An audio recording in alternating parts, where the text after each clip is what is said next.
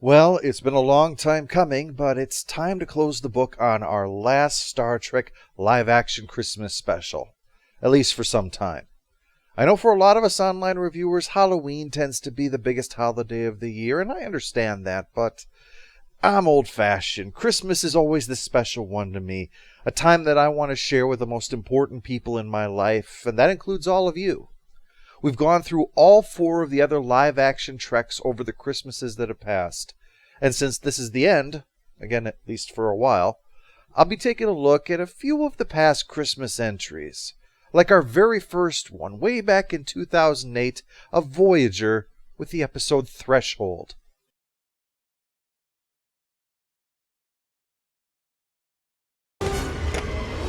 Must go faster. Oh, I'll never get it. Oh, I'm sorry, Ludwig. Oh. This is it. This is the answer. Prepare ship! Prepare ship for ludicrous speed.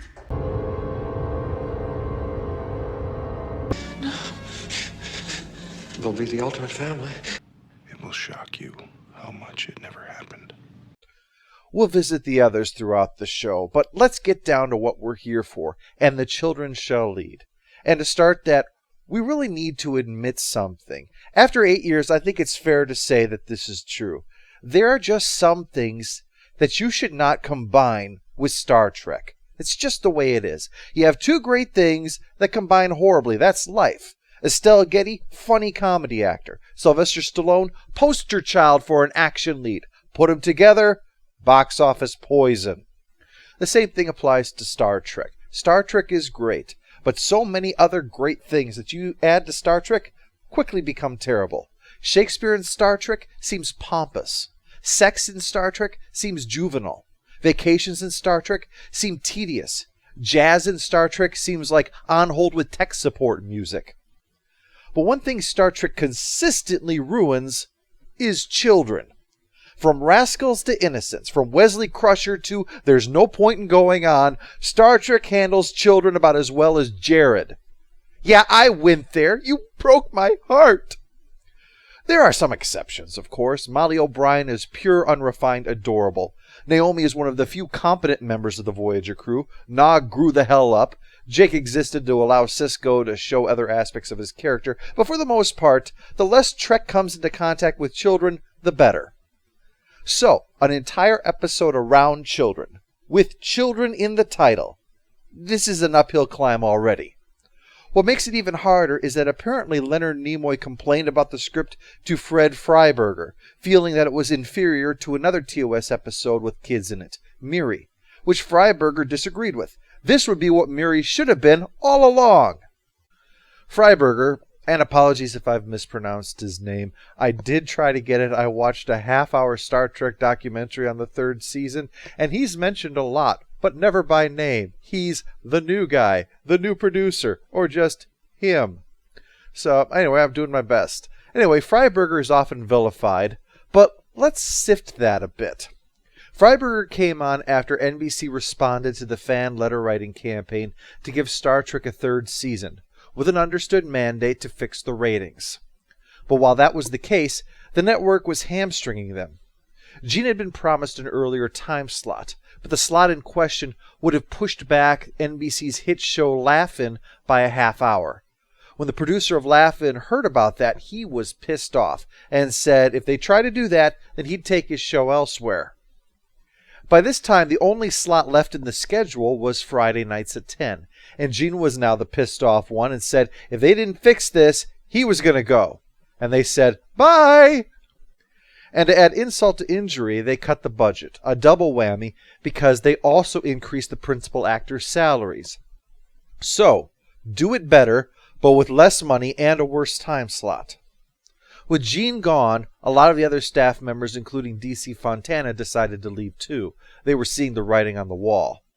She was replaced by Arthur Singer, who wrote the teleplay to the god-awful Turnabout Intruder as the script editor, although obviously not the worst one of that season. The problem was that neither he nor Freiberger really had a handle on Star Trek. In fact, according to one story, Singer wandered onto the set to ask what the transporters were. So, gone were the experienced hands on the tiller, in were the new guys just trying to get a handle on it. And the show reflected that, kicking off with the infamous Spock's brain, which gave us everything from controlling someone with a remote with fewer buttons than a discount DVD player, to an idiot who apparently hides phasers in her vagina. And yet, for all the ridicule, Season 3 did give us some good and memorable outings. Memorable in a good way, I mean. But And the Children Shall Lead is most definitely not one of them. Oh, there are contenders, such as the aforementioned Spock's brain, which is dripping with stupid, and The Way to Eden, which gave us the space hippies. And when it comes down to it, they all can compete for the slot of worst of the worst. But personally, And the Children Shall Lead manages to squeak out a victory on points because it's as dreadful as all the others, but also has one extra quality to it. Shatner is over the top, even by Shatner standards. It's not self-parody. There's no hint he's trying to be funny. And yet for the duration, William Shatner appears to be doing an impression of William Shatner. So, with the events completed and the scores from the judges in, the match has been called for And the Children Shall Lead. After the break, we'll get started on the actual dreaded episode.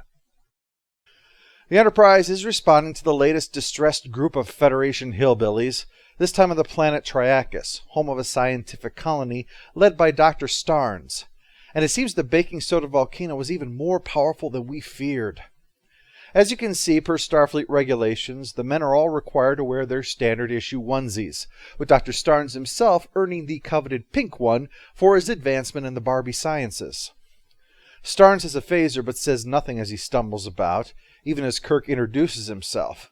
Instead, the guy falls over dead. And you call yourself a scientist. You don't deserve the pink onesie.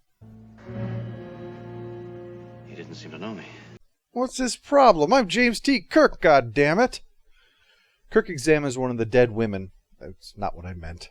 Who's covered in purple splotches and holding a vial. He sniffs it because how else are you supposed to know what might have been in it, huh? If only there was a device that could scan it. Like that tricorder in your fucking hand. It is, in fact, a deadly poison, but thankfully not the kind that can kill you by inhaling it. Bones sniffs it too, but that's different. He's injected or drunk enough stuff to be immune to everything by now. The recording on the tricorder contains Starnes' mad ramblings that confirm this was a mass suicide, but only the adults. The kids come running out laughing and playing despite the horror of the situation, like they don't care that their parents lie dead all around them. Although if my parents dressed me like that, I'd probably want them dead too. Come, ring around the rosy, pocket full of posy, Asher. You know, suddenly, mass suicide doesn't seem like such a bad idea. Someone pointed out the connection between the use of Ring Around the Rosie and its origins with the Black Death and all that, but that fails for two reasons. One, because that's actually a myth. That origin interpretation is fairly recent and is widely rejected. And two, implying that there was subtle symbolism in this episode is laughable. This episode is as subtle as Ron Burgundy after 5 beers. After the titles, we see that Kirk and company have buried the dead and even created nice little headstones for each of them. A pity the same effort wasn't put into their flag. Seriously, that's it? That looks like something you stick on a golf course to warn people the area was just sprayed with pesticides. The kids have had enough of their parents' funeral, though, and run off to play tag, which shows just how boring funerals are. Bones believes their reaction is traumatic shock. They just can't accept that their parents are dead, so they simply act as if it's not true and go about their business. Humans do have an amazing capacity for believing what they choose and excluding that which is painful. Yeah, but even that is no match for the pain of And the Children Shall Lead. Bones insists that if this is the case, forcing them to recognize the situation that their minds are trying to shut out could result in permanent damage. And speaking of which... Be careful.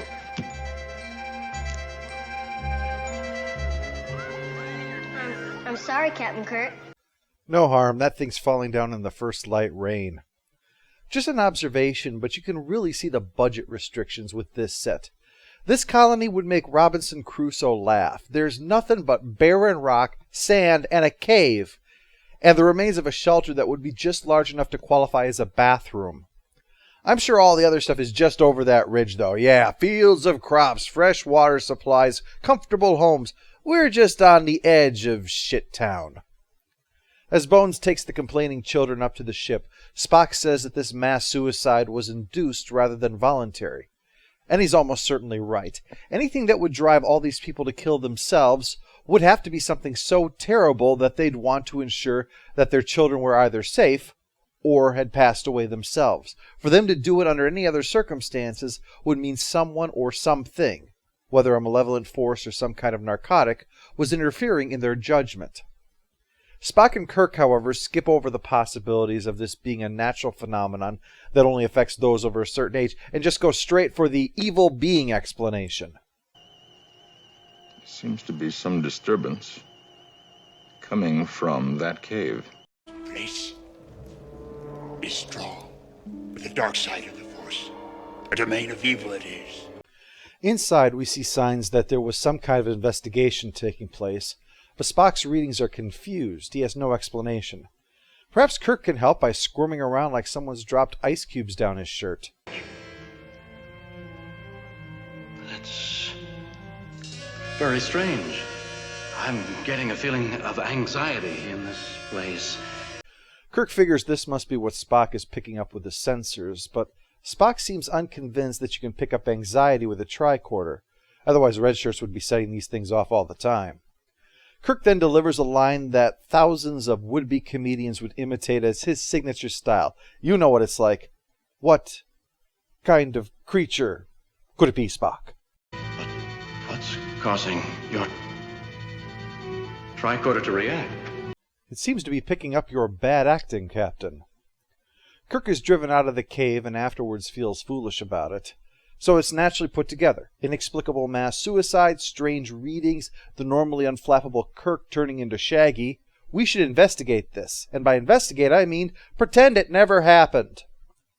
Instead, Kirk's going to have Spock look over the tapes while he questions the children about what's going on around here. They're busy getting ice cream from Nurse Chapel, who has cards that lets them pick out their flavor. She offers Stevie a surprise one, but he's crushed that it's coconut with vanilla. And yeah, that's pretty shitty. Also, having your parents dead, that sucks too, huh? Still, coconut and vanilla, I mean, ugh, why do we even have that card? Bones fills Kirk in on the results of his examination, and he can't find anything wrong with them. There's no sign that they're lying, they're physically fine, there's no sign of any foreign body or chemical in them that would make them act this way. Nothing. I have no answers, Jim. There has to be an answer. Well, can it wait? I'm up to my tits in work around here. Not all of us have time to play grab-ass with every woman on this ship. Kirk insists that they're not leaving orbit until they know what happened here. Bones figures taking them to a starbase with child specialists would do that, but since that means leaving orbit and would benefit the children, Kirk squashes that idea. Instead, he's going to question them about what happened. I think I'll join you. Is that all right? Please do. All right, I'll have a dish, too. Of course. This is why I went to medical school, to get ice cream for fat blowhards. Kirk talks to the kids, leading around to the subject of missing their parents, if they were ever to be gone, like dead from drinking the wrong Kool-Aid. So Tommy, the oldest one, starts chanting busy, and the kids start joining in. Ah, great. They've been listening to Bones too much.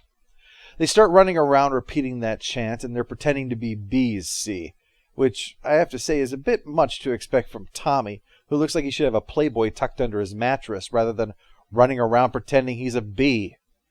And they're doing a great job of proving my point, by the way. Trek is great at making kids really annoying. Watch out! I'll sting you! You would be the first girl who did, kid. He sends the rest of them back to their quarters, but not Tommy. He tries getting answers out of him. But Tommy's a snotty little punk. Kirk maneuvers him, though, and he indirectly admits to the frustration of his parents always being too busy on Trakus. Which, hey, no wonder he's willing to pretend he's a frickin' bee. That place is the land that fun forgot. But Kirk is suspicious about his attitude, and he orders a guard to keep a constant eye on them, because that guard really annoyed Kirk last week and he wants to punish him.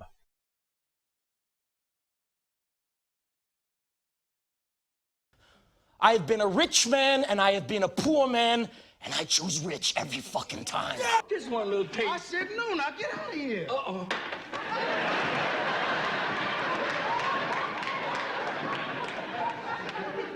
Now you've done it. You really got me upset. This is a bad one. Glenn just got dicked.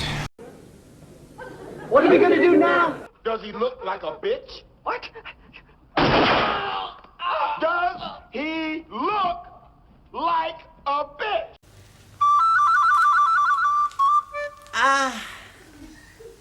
Good Lord.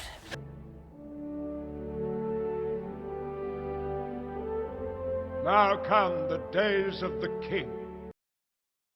Alright, so Kirk has put a guard to keep a constant eye on the children. So, let's cut to them in their quarters, completely unsupervised. Hail, hail, fire and snow. Call the angel, we will go. Far away, for to see. Friendly angel, come to me. Oh, demonic summoning. It's probably due to that devil rock music they listen to. Of course, on a planet with nothing but rocks, there aren't a whole lot of options, I guess. So the evil spirit is summoned at their calling.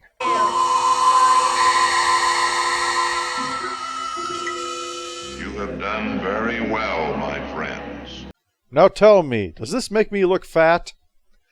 This guy trying to pull off a designer moo-moo and failing utterly is Gorgon, played by Melvin Belli. This casting pissed off Walter Koenig so much that years later, unprompted, he mentioned it as something that he hated about Star Trek. Because Melvin wasn't an actor. He was a trial lawyer and a friend of Freiberger's. Oh, he had a small name for himself, but if Freiberger thought he was drawing in ratings by using him, he was in for a disappointment. Several, actually, because shockingly, Melvin does nothing to help this already crippled production with his complete absence of talent whatsoever, leading to Freiberger offering the comment years later that, quote, "In retrospect, we should have hired an actor," to which the answer is, "Ya think?" Acting is like writing. Anyone could actually do it, it's just that if you don't have the training and or experience, odds are you're gonna suck at it. This applies to Melvin, who gives a performance like a man used to speaking in front of a crowd, but with all the liveliness of a potted plant. The reason he's so translucent is because otherwise his moo-moo would be more interesting than he is. Now, our destination is a Federation settlement. Captain Kirk will undoubtedly choose a closer station. Do not let that deter you. It's like they hired the guy who calls your number at the DMV to be the villain. Marcus 12 has millions of people on it. Nearly 1 million will join us as our friends. The rest will be our enemies. Together with our other friends who will join us, we will defeat our enemies as we defeated them on Triacus. Some people can't act their way out of a wet paper bag. Melvin couldn't act his way over a line painted on the floor. So yeah, the upshot is that they need to go to Marcus 12 to raise an army and conquer the universe in the name of floral moo-moos and all of that. And when they do that, they can do whatever they want. Although considering their greatest joy has been eating ice cream and running in a circle, I think that bar is pretty fucking low, don't you? To do that, they'll need to take control of the crew so they can direct the Enterprise there. As you believe, so shall you do. So shall you do. As you believe, so shall you do. So shall you do. He's like the world's lamest televangelist. Meanwhile, Spock has been pulling information from Dr. Starnes' tricorder, which he's now ready to share with Kirk, who prefers the Reader's Digest version. He's a busy man, you know, needs time for ice cream. Starnes talks about the sense of anxiety that he and the rest of the team have been experiencing ever since they arrived on this crap-hole planet. There is another portion, Captain, which I believe you'll find particularly interesting. 5038.3. Yes, that is interesting. It means that he recorded this 9 days after Kirk showed up and saw him die, at least according to Kirk's log entry. I guess Kirk must have forgotten to reset the ship's clock to galactic savings time. Always do it when you change the dilithium crystals in your smoke detectors. That way you'll never forget. He reveals that there were signs of a previous civilization which was wiped out by natural causes, but one of them took refuge in that creepy-ass cave. Before we can learn much more, Tommy arrives on the bridge and begins using some of the Gorgon hocus pocus. Now, this could take any number of forms, given that this is intended, no doubt, to be some impression of magic or witchcraft. And we've already had them do the incantation, so this would no doubt have to be magical gestures. What kind of gestures would really be good for children to be making? Only more apprehensive. Ah, the internationally recognized symbol for masturbation. Nice choice. I suppose 2 middle fingers and sticking out your crotch while saying suck it would have been too much, huh? Anyway, this little jerk-off interferes with the playback, and while Spock tries to fix it, he gets up in Kirk's personal space to ask about Marcus 12. But Kirk says that's outside their patrol area. They'll have to drop him and his friends off at a starbase, and they'll get him home somehow. Just remember your bus pass, kid, okay? Captain, can I stay here and watch? I'll be very quiet. Sure, why don't I make you an acting ensign while I'm at it too, little prick? But he lets him. After all, the guards have kept a constant eye on him, so there's nothing to worry about, right? So as soon as Kirk is gone, Tommy slips up behind Sulu, and thanks to his magic motion, Sulu is suddenly compelled to take the ship out of orbit, and then he puts a spell on Sulu so he doesn't realize that they've actually left. The kids then tell each other this because they assume the audience are idiots, but then that's nothing new for this episode. Sulu seems to like whatever it is they're doing because while others seem kind of dazed at worst, he just looks around like he's got a hookah under that console and he's puffing away whenever nobody's looking. Uhura, for instance, notices it, but when Tommy turns the dreaded fist pump of evil on her, she reacts to the image on the screen as if she's embarrassed to have been briefly confused. Sulu takes the opportunity to get another hit off his hookah. Down in auxiliary control, one of the other kids stops by to show that you can do it even through a wire mesh, tricking the guy on duty into not noticing the course change. Bad news for them, since that's when Scotty shows up. When did we change course? We haven't changed course. What do you mean we haven't changed course? Look at your bridge control monitor. We're still in orbit, sir.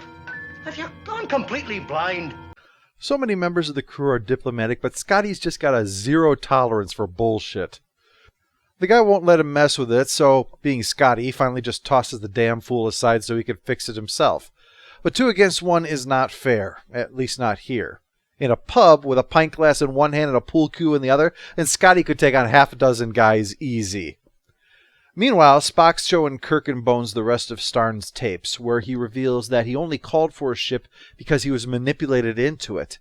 And after a little throwing things around, Kirk starts to wonder if the children are involved, aiding whatever this evil force might be. So he asks Spock what they know about the planet. It seems it was once home to a race of marauders that were eventually wiped out by the people that they were preying upon. Which of course isn't what I would call natural catastrophe, but why care? They don't. This alien devil thing has a magical power, carefully following the rules of, yeah, whatever. We're dealing with a writer whose most notable accomplishment in his field is work on Charlie's Angels. And I'm sure one thing everyone said watching Farrah Fawcett's breasts bouncing was, what incredible writing! Bones doesn't like the direction this whole thing is going, which is unfortunate since he's the one who started it by mentioning that evil will often manipulate the innocent. He's concerned that Kirk will do something that triggers a traumatic meltdown or something in the kids, but Kirk is determined, so Bones just storms off, leaving the 2 of them to repeat the tape that they already watched to each other, presumably to help pad out this episode. Since Starnes asked for a ship, it might be that the Enterprise is being used for some evil purpose. Again. So he plans to question the security team once they're beamed up. It's time for their relief to head down anyway. Now you might think, isn't checking in with the other team to confirm that it's safe to send in more people standard procedure? Nope. As with so many of these awful episodes, the plot hinges on the unsafety first principle. So these guys are just sent down into whatever might be waiting down there. Which is, of course, nothing, because we left orbit. Kirk has just beamed 2 guys into space. Oh, it takes them a little while to notice. Incompetence tends to be that way. Spock switches on the view screen to confirm that they've left orbit, and Kirk concludes those guys are dead. Yeah, one of the nastiest and most pointless redshirt deaths, caused by a lack of basic safety and common sense. Nice to see Archer's legacy continues in this new era. Kirk barks at Sulu about how his leaving orbit has made Kirk look like a complete asshole, but Sulu insists that he's done no such thing, and he can see the planet right there on the screen. Well, with Kirk himself coming up to give everyone a piece of his mind, the kids are going to need help, so they start summoning Gorgon again. Far to sea, friendly angel, come to me. High, Sulu. high, fire and snow. What in the name of fuck is going on around here?